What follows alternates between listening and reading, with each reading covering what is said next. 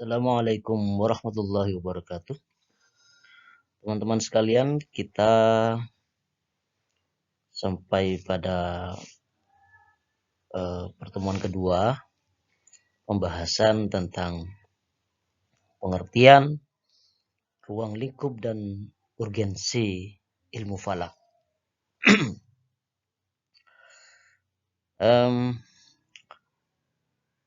Yang perlu saya jelaskan bahwa fakta kehidupan itu menjadi sumber penelitian manusia sejak awal keberadaan manusia di muka bumi. Karena kejadiannya selalu berulang tiap hari. Matahari terbit dari timur, tenggelam di barat, kemudian malam, kemudian terbit lagi, dan seterusnya. Kemudian manusia sering berpikir tentang gerakan alam.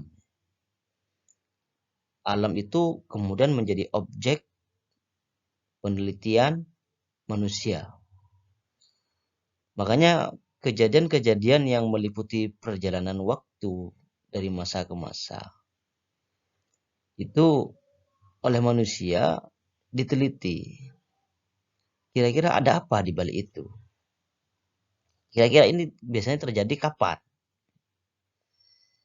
Sehingga dari pengamatan manusia terhadap alam, kemudian ditemukan menghasilkan beberapa peraturan yang tidak tertulis yang berdasar pada kata biasanya.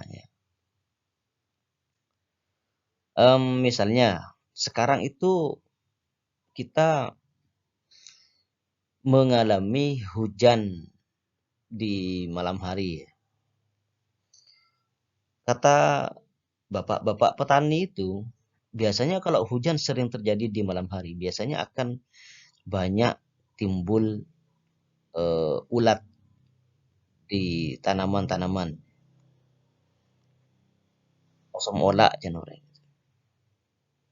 Karena dengan kelembaban yang seperti itu akan ada bakteri yang muncul dan lain sebagainya. Itu dari mana? Itu dari pengalaman belajar manusia pada zaman dahulu. Makanya kemudian beberapa orang itu percaya terhadap zodiak. Kalau orang lahirnya bulan Juni karakternya begini, kalau lahirnya Desember karakternya begini, dan terus begitu. Sehingga itu berarti bahwa manusia sering mengamati dan memahami alam. Begitu pula dengan ilmu falak. Ilmu falak itu merupakan ilmu yang hasil belajar manusia dari alam. Nah, mungkin nanti kita akan bedakan antara astronomi dengan astrologi. Karena berbeda. Yang lebih dekat dengan ilmu falak itu adalah astronomi. Meskipun ada beberapa ulama itu yang tidak membedakan antara astronomi dan astrologi, yang kemudian keduanya dimasukkan ke dalam bagian dari ilmu falak. Artinya antara astrologi dan astronomi dianggap sebagai ilmu falak. Apa itu ilmu falak? Secara bahasa, falak itu diambil dari bahasa Arab ya. Yaitu falakun. Falakun itu garis edar, orbit atau lintasan atau tempat berjalannya planet. Sebagaimana kita ketahui bahwa planet-planet ini berputar, berotasi mengelilingi matahari, itu sudah ada relnya.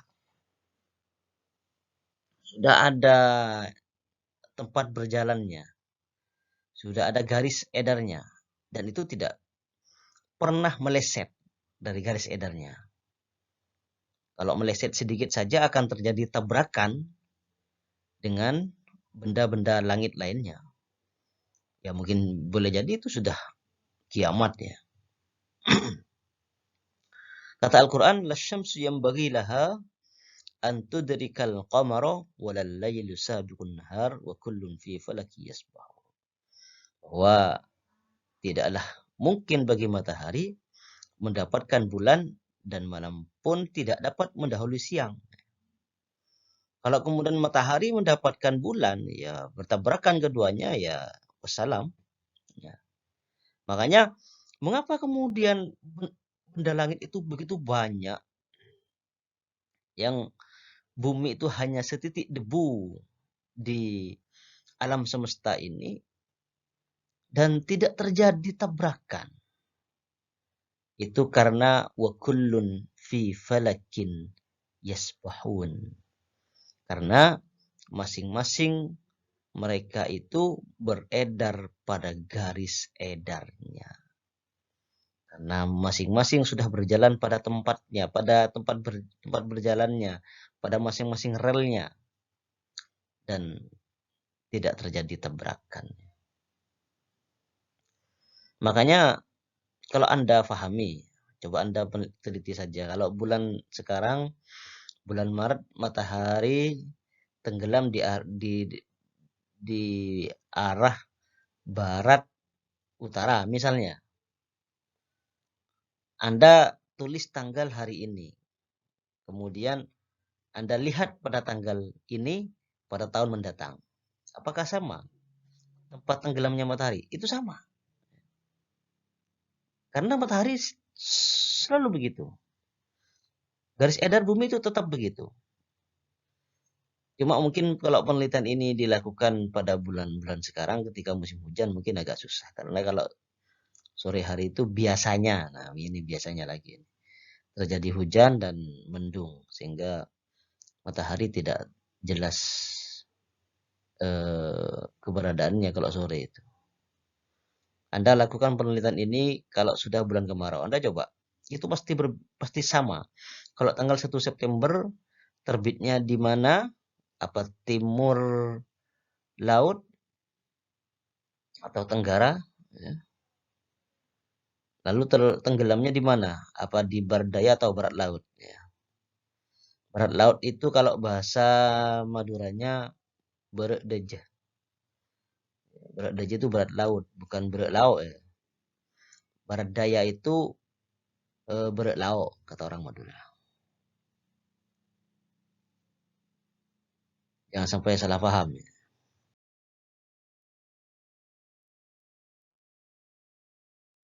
Apa pengertian ilmu falak?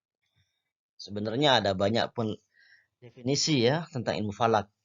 Yang bisa saya jelaskan adalah bahwa ilmu falak itu adalah ilmun yubhatsu fihi an ahwali harakatis samawiyyati minas sayyarat was sawabit. Bahwa ilmu falak itu adalah sebuah ilmu yubhatsu fihi an ahwal, yang di dalamnya dibahas tentang peredaran atau gerakan ahwali harakatis samawiyat, peredaran gerakan benda-benda langit yang bergerak. Nah, sayyarat ini benda-benda langit yang bergerak, watsawabit, dan benda-benda langit yang tetap tidak bergerak seperti bintang. Jadi ilmu falak itu adalah ilmu yang membahas tentang peredaran gerakan benda-benda langit. Baik itu benda langit yang bergerak maupun benda langit yang tetap, yang tidak bergerak. Benda langit yang bergerak apa ya? Planet-planet ini, termasuk satelitnya. Itu kita pelajari. Itu yang akan menjadi bahasan kita. Sesekali dengan pengamatan menggunakan teleskop, perlu dengan praktek. Kemudian sesekali kita, bukan sesekali ya, bahkan yang perlu kita latih sering itu perhitungan-perhitungan, menghitung tentang arah kiblat, dan lain sebagainya. Dan itu memanfaatkan benda-benda langit. Ilmu falak itu dengan banyak definisi dan banyak pandangan. Ada yang mendefinisi atau ada yang menyebut ilmu falak itu sebagai ilmu hisab. Apa itu ilmu hisab? Ya sama. Jadi ilmu perhitungan maksudnya. Karena kita kerjanya menghitung kapan awal bulan Hijriah, bagaimana menghitung arah kiblat, bagaimana menghitung awal waktu sholat, dan lain sebagainya. Ya. Ada yang ilmu rosdi, menyebut ilmu falak dengan ilmu ros. Jadi rosd itu pengamatan. Mengapa kok disebut ilmu rosdi? Karena ilmu falak itu bahasannya adalah meneliti bulan dan benda-benda langit lainnya. Kemudian kita lakukan pengamatan, observasi, atau bahasa kerennya itu bahasa yang begitu terkenal itu adalah ru'yatul hilal. Ru'yah itu kan observasi. Kemudian yang ketiga adalah ilmu miqat. Ilmu batas apa? Batas waktu itu maksudnya. Karena salah satu bahasan ilmu falak itu adalah mengetahui atau menghitung awal waktu awal bulan Hijriah. Kapan tanggal 1 bulan Hijriah. Makanya harus faham dan hafal ya. Nama-nama bulan Hijriah. Jangan hanya bulan Masehi saja. Ada Muharram, Safar, Rabiul Awal, Rabiul Tsani atau Rabiul Akhir, Jumadil Ula, Jumadil Tsani atau Jumadil Akhirah, kemudian Rajab, Sya'ban, Ramadan, Syawal, Dzulqa'dah, Dzulhijjah. Wah, ini. Kalau dalam bahasa Maduranya itu Sora, Sapar, Molot, Rasol, Dilawal, Dilakhir, Recep, Sya'ban, Recep, Reba, Pasah, Sabal, TKP dari Raja. Wah, Mbak udah TKP ini.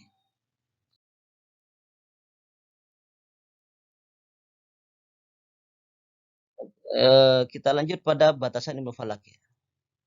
Kalau kemudian kita kerjanya mengamati planet, apakah kemudian semua planet kita pelajari? Tidak, karena planet itu dan benda-benda langit itu banyak. Kita hanya terbatas pada pengamatan bulan saja. Makanya dalam mata kuliah ini untuk ilmu falak kita hanya melakukan 2 materi besar ya, yaitu perhitungan arah kiblat dan bayang arah kiblat. Yang kedua adalah awal waktu sholat. Ini yang kita jadikan objek kajian pada semester ini, pada mata kuliah ilmu falak. Selanjutnya untuk materi awal bulan dan gerhana itu akan dilanjutkan pada materi kuliah kalender dan hisab ru'yat. Tapi 4 ini merupakan kajian besar ilmu falak ya.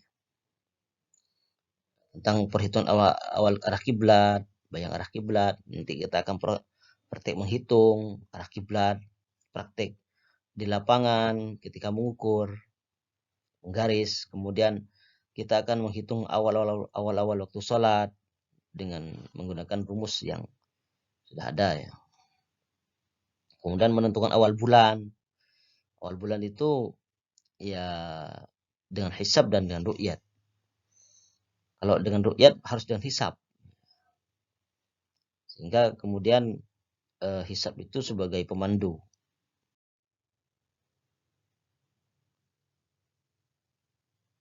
Akan kita lakukan pada mata kuliah hisab ru'yat. Urgensi ilmu falak ini apa? Pentingnya belajar ilmu falak adalah ya untuk memastikan kemana arah kiblat bagi satu tempat di permukaan bumi. Ya, jangan sampai kita itu membuat tempat ibadah, musalla atau masjid yang ternyata arah kiblatnya ya melenceng, jangan sampai. Termasuk ketika kita sholat, makanya perlu dilakukan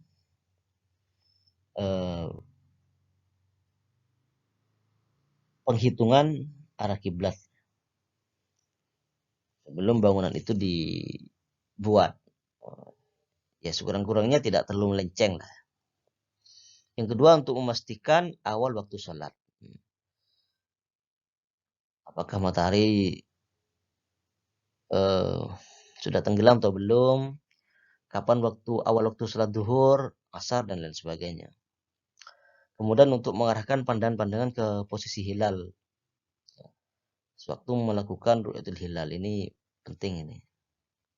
Kemudian dapat menumbuhkan keyakinan dalam melakukan ibadah supaya tidak ragu-ragu lagi. Nah, itulah pentingnya kita belajar ilmu falak. Oleh karena itu, saya berharap dalam semester ini kita bisa menjadikan materi kuliah ini sebagai mata kuliah yang menjadi prioritas bagi kita, sehingga kita kemudian bisa mengambil manfaat dari ilmu ini. Dengan kemudian kita bisa memanfaatkan di kemudian hari untuk kesempurnaan ibadah kita dan ibadah semua umat Islam. Karena untuk melakukan ibadah itu harus memang melibatkan banyak faktor. Makanya syarat sholat itu salah satunya adalah masuknya waktu sholat. Mengetahui masuknya waktu sholat. Kalau tidak mengetahui awal waktu sholat, ya percuma sholatnya. Karena tidak mengetahui, karena tidak memenuhi syarat-syarat sholat. Kira-kira demikian yang bisa saya sampaikan. Untuk sementara, selebihnya kita bisa lakukan tanya jawab. Terima kasih. Wallahul muwaffiq ila aqwamit thoriq. Wassalamualaikum warahmatullahi wabarakatuh.